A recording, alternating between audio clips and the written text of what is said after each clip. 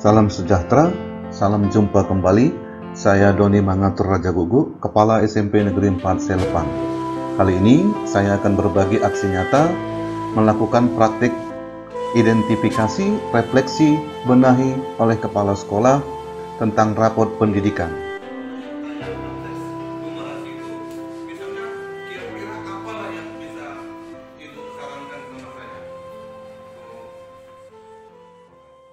Satuan pendidikan disarankan memilih 5 indikator layanan untuk ditingkatkan. Tetapi jika memiliki sumber daya yang cukup, boleh memilih lebih dari 5. 5 indikator tersebut meliputi kemampuan literasi, kemampuan numerasi, indeks karakter, iklim keamanan sekolah, dan kebinekaan. Tahapan identifikasi, hal yang kita lakukan adalah memetakan indikator yang bermasalah. Selanjutnya fokus terhadap indikator prioritas, dan kemudian tetapkan indikator yang akan diintervensi. Berikutnya, langkah yang kita lakukan pada identifikasi adalah masuk ke halaman raport pendidikan Kemendikbud.go.id. Di sini saya sudah login sebelumnya. Kita dapat melihat hasil ringkasan dari kualitas pendidikan di SMP Negeri 4 Selepang. Untuk melihat lebih rinci lagi atau melihat keseluruhan dari data profil pendidikan SMP Negeri 4, ini bisa kita lihat hasil dari raport pendidikan tersebut. Nah, jadi kita dapat membandingkan antara satuan pendidikan serupa nasional, kemudian rata-rata kabupaten kota, rata-rata provinsi, dan rata-rata nasional. Kemudian untuk melihat kualitas pembelajaran, nilai dari capaian dari kualitas pembelajaran seperti ini, Bapak Ibu, hasilnya. Kemudian kompetensi kinerja GTK, dan untuk melihat lebih rinci lagi, maka agar dapat kita menentukan atau mengidentifikasi indikator-indikator yang akan kita benahi. Di sini ada menu tindak lanjut, kemudian kita pilih tahunnya, kemudian unduh raport pendidikan. Baik Bapak dan Ibu, ini adalah file laporan raport pendidikan SMP Negeri 4 Selepang yang terdiri dari nomor indikator. Nomor indikator ini adalah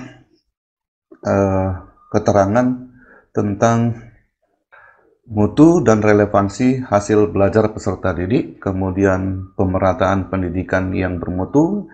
Ini adalah dimensi untuk dinas pendidikan, bukan untuk satuan pendidikan.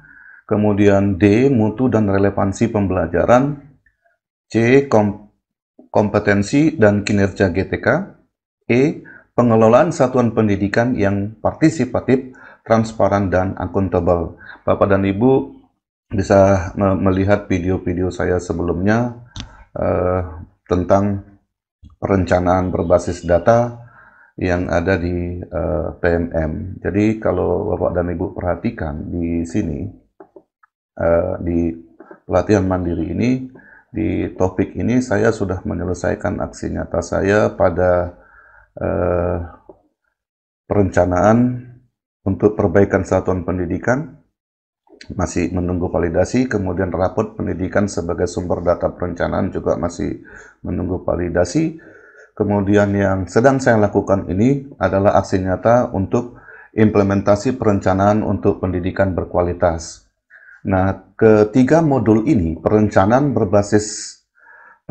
untuk perbaikan satuan pendidikan, raport pendidikan sebagai sumber data perencanaan, dan implementasi perencanaan untuk pendidikan yang berkualitas ini saling terkait Bapak dan Ibu. Jadi sebaiknya Bapak dan Ibu mempelajarinya satu persatu. Kita lanjut lagi, hasil downloadnya tadi, di sini A1, mutu dan relevansi pembelajaran.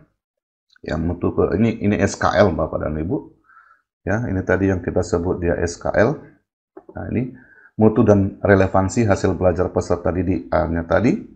Maka kita dapat melihat capaian yang diterima oleh SMP Negeri 4 Selepan itu di kemampuan literasi itu masih di bawah kompetensi minimum 1,53, masih jauh di bawah Satuan Pendidikan Serupa Nasional. Dan kemudian capaian untuk kemampuan numerasinya itu di bawah kompetensi minimum. Kemudian di A3 karakter itu perlu dikembangkan juga. Jadi ketika dimensi dari A ini memiliki permasalahan yang harus dibenahi. Kemudian kalau kita perhatikan akar masalah di D1, nah, di sini kita lihat kualitas pembelajaran itu masih terarah. Nah, jadi kita akan bahas satu persatu. Di sini dulu kita mulai dari kemampuan literasinya tadi. Nah, jadi untuk mengidentifikasi masalah, ini identifikasi apa masalah yang kita temukan, maka perlu kita refleksikan apa akar masalah dari masalah yang kita temukan. Nah, jadi di A1 ini kita melihat ada di A1 sebagian besar peserta didik dalam kategori dasar dan cakap, terutama dalam hal kompetensi membaca teks informasi itu 49,75. Jadi kalau kita perhatikan di sini Bapak dan Ibu, nah di sini ini dia kompetensi membaca teks informasi itu 49,75. Nah, jadi baik itu capaian di kemampuan literasi, kemudian kemampuan numerasi dan karakter, apa yang terjadi di permasalahan pada satu dimensi bisa mempengaruhi dimensi yang lainnya. Jadi seperti ini misalnya, kemampuan literasi di sini rendah, kemudian kemampuan numerasi juga rendah, itu bisa dipengaruhi oleh dimensi yang lain, seperti misalnya di D1, kualitas pembelajaran di sini masih terarah. Nah, jadi keterangan tentang terarah ini artinya kemudian di sini juga ada menerapkan. Itu kenapa saya buat di sini keterangannya masih kualitas pembelajaran itu nilai capaian masih terarah.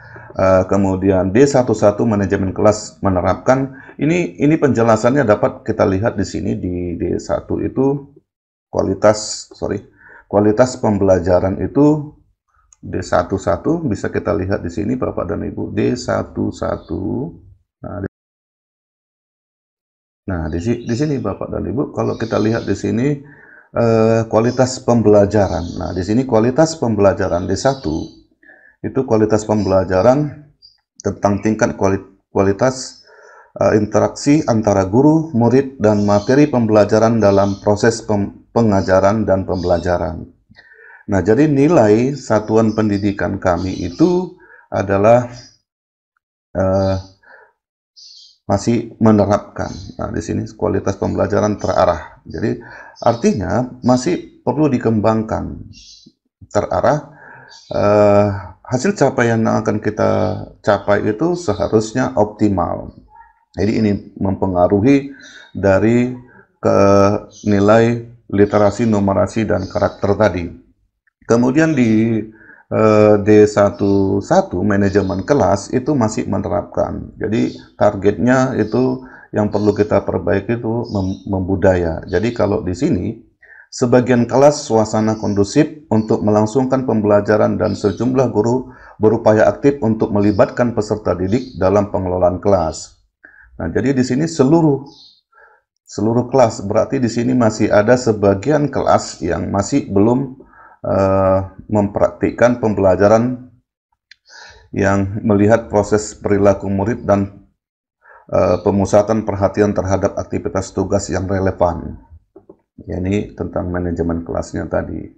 Nah, jadi ini adalah contoh-contoh yang sudah saya buat, telah kami bahas di satuan pendidikan kami seperti misalnya kemampuan numerasi itu juga mempengaruhi D11, D13, D21 belajar tentang pembelajaran ini aktif, D21 belajar tentang pembelajaran masih aktif. Kita lihat di 211 tuh di D21 kita lihat D21. Nah ini dia, nah itu masih aktif. Guru belum secara intensif mencari referensi. Nah, jadi seharusnya guru sudah aktif mencari referensi pengajaran. Itu kenapa saya masukkan ke tahap ini. Nah, jadi identifikasi masalahnya sesuai dengan rekomendasi yang rekomendasi prioritas yang bisa kita download dari di sini, dari yang ini dia unduh rekomendasi. Kita dapat melihatnya dari sini Bapak dan Ibu, ini rekomendasi PBD. Nah, jadi di sini dapat membantu kita untuk mencari. Nah, ini prioritas yang direkomendasikan oleh Kemendikbudristek. Nah, ini yang saya lakukan di sini. Nah, ini saya cari dulu apa permasalahan dan akar masalahnya. Nanti selanjutnya akan kita cari bagaimana cara pembenahannya. Pertimbangan dalam menentukan solusi diantaranya seperti misalnya merujuk pada rumusan kegiatan benahi yang disediakan Kemendikbudristek sebagai referensi utama.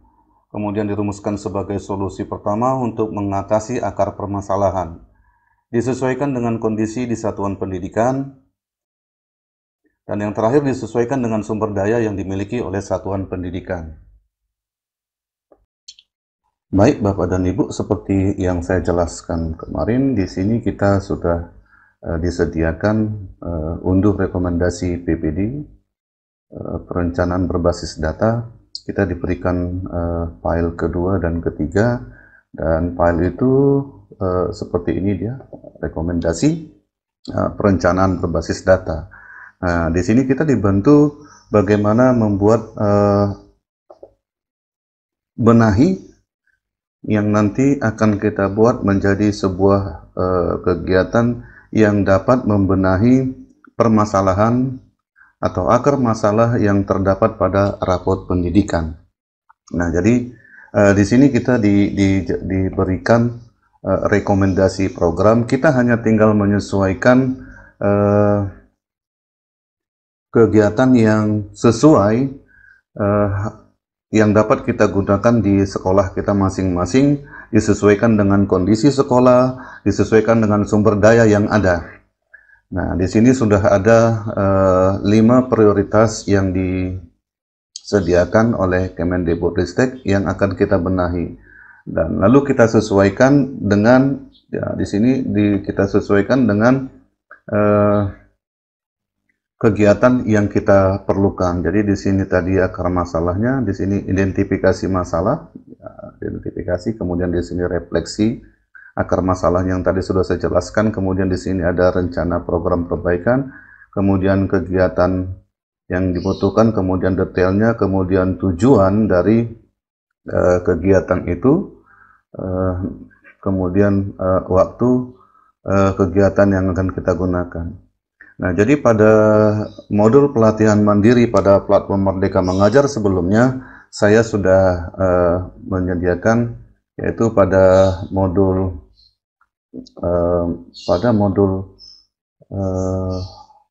perencanaan satuan ini, saya sudah menyediakan aksi nyata saya, kegiatan-kegiatan yang telah kita buat sebelumnya seperti ini. Oke. Nah, jadi file itu ada di sini, uraian kegiatan yang sebenarnya sudah di sini saya satukan Bapak dan Ibu filenya. Sini ada panduan membacanya, di sini lembar arkasnya, sini sudah kita buat rancangan yang nanti akan kita buat di lembar arkas. Nah, di sini adalah prioritas rekomendasi dari Kemendikbud yang kita sudah buat kegiatannya, rancangannya seperti ini Bapak dan Ibu. Nah, kemudian rancangan nanti kegiatan untuk pembenahan itu kemudian akan dimasukkan ke lembar arkas. Jadi seperti ini dia.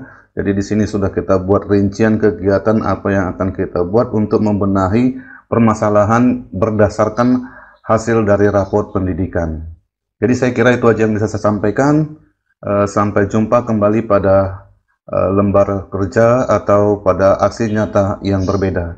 Terima kasih, sampai jumpa pada modul berikutnya.